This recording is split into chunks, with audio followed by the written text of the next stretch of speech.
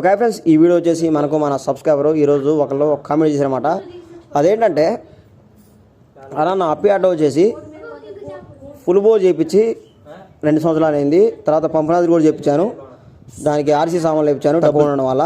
అయితే ఈరోజు వచ్చేసిందంటే దానికి రన్నింగ్లో పోతుంటే గట్టిగా ఓవర్ స్పీడ్ పట్టినప్పుడు మాడవాసన వస్తుందని చెప్పేసి అడుగుతున్నారు.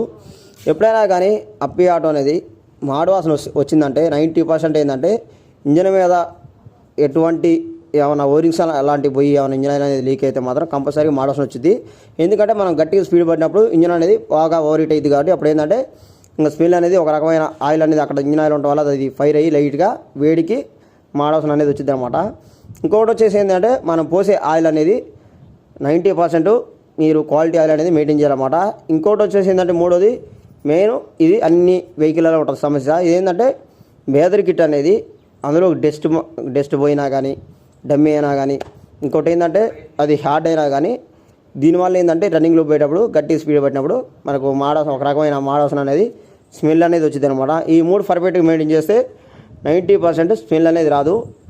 ఇంకొకటి ఉంటుంది, దాని గురించి నేను నెక్స్ట్ వీడియో అనేది చేసి పెడతాను అనమాట. అసలు మెయిన్ కారణమే అది మాడవాసన రావడానికి.